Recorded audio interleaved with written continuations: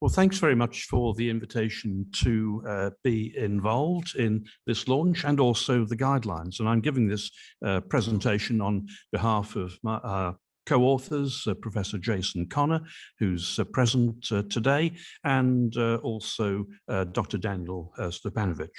I'd also like to pay my respects to the traditional owners of the land on which we are all present. Screening and assessment have been sort of buzzwords for quite some time. Screening is a probabilistic approach to identify someone who probably has the condition of interest and distinguish them from a person who doesn't have that condition of interest. And as it applies to the alcohol and drug field, it seeks to identify people who are likely to have unhealthy alcohol use, as an example, more broadly, including people who have hazardous or risky consumption, people who have consumption which has caused harm, and also people at the top of the spectrum who have a substance dependence. And the purpose of screening is to achieve this identification at an earlier stage than people would normally present. And you will appreciate that some people who have alcohol use disorders do present at a very late stage in the natural history of that disorder, often with a whole host of physical and mental complications. Now, we have a number of recommendations on where to screen, how to screen, and the advantages or disadvantages of questionnaires and also biological markers. Given the time, I shall just make a few statements about some of the major recommendations. So screening for unhealthy alcohol use, which is that broad spectrum of risky, harmful use and dependence, with appropriate intervention systems, should be widely implemented in a range of healthcare settings, but we've identified general practice and some other primary and secondary care settings as particularly relevant. There is a huge database showing the benefits of screening and brief intervention. There are approaching 100 randomized controlled trials. There are multiple systematic reviews. And so the evidence base here is very strong. What is less evident is a translation of screening in a systematic way to the healthcare system in general. And what we have learned is that significant incentive is required for primary care practitioners to systematically screen patients for alcohol and indeed other substance problems. So there is a recommendation that screening be implemented in primary healthcare settings, including general practice. But it is also important that incentives are provided rather than this being seen by our general practice colleagues to be something imposed on them by a special interest group. And that's not something that is appropriate. We also need to ensure that people who are attending general practice see such screening as an advantage for them. In terms of how to screen, the main recommendation is that questionnaires or a few key questions tapping into the quantity and frequency of alcohol consumption are used in the main, and including the audit and various derivatives such as the audit C, which are the 3 consumption questions, and also the single question number 3 about drinking more than 6 drinks in a single session, i.e. drinking to impairment, which is known as the audit 3. The audit is also a useful brief assessment instrument because it does encapsulate those three domains of intake, dependence, and harm, which is the ICD model of substance use disorders.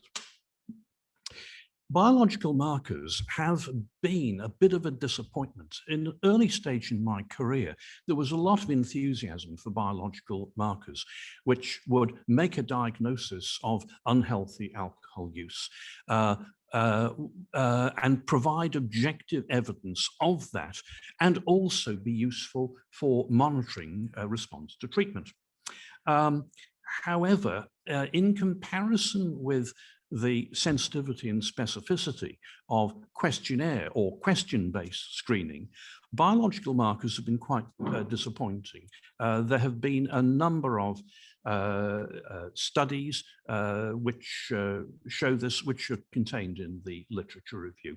So biological markers, we say, should be used as an adjunct to the screening process because overall their performance is less. The best one in a way is carbohydrate deficient transferrin, which has a sensitivity of between sort of 70 and 95% in the various studies.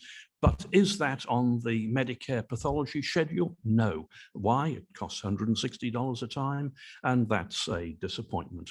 So, use biological markers as adjuncts, as things which might indicate the value of asking some specific questions. Assessment. Now, assessment is not a new thing. It was well established in Hippocrates' time, 2,500 years ago, when the concept of medical diagnoses was also introduced. Good man Hippocrates. He's not just the oath, but he was involved in a huge development of medicine at that time.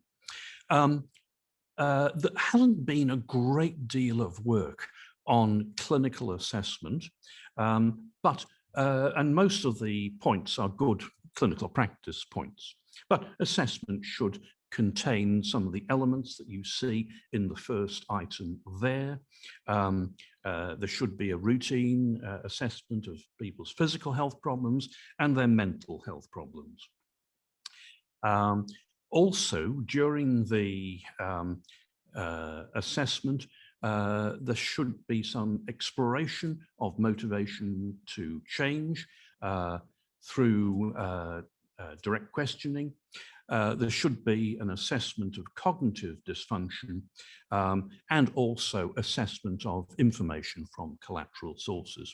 And through all that information, you use the intellectual discipline of triangulation to see what is consistently coming out of the totality of information that you have. And then through a hypotheco-deductive reasoning process or matching process, you then come to the diagnosis or diagnoses that apply to that particular patient.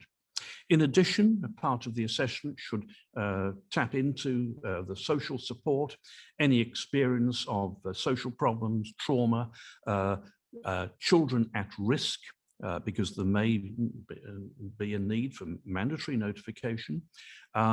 And also the assessment process should be one which is mutually acceptable. The patient is in, I call people patients, the patient is engaged in that process and sees advantage in engaging in the interview and subsequent treatment. Goal setting. Patients clearly should be involved in goal setting and treatment planning. With regard to the goals of treatment in terms of abstinence from the substance or reduced consumption, there is increasing interest in non-abstinence goals in the alcohol research community.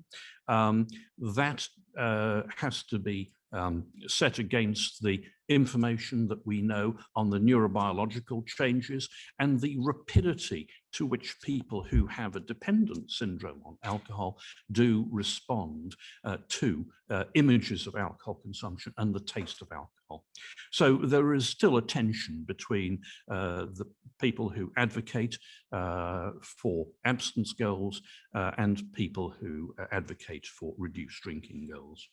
And that is a brief summary, maybe in 6 minutes, of the screening and assessment chapter. Thank you.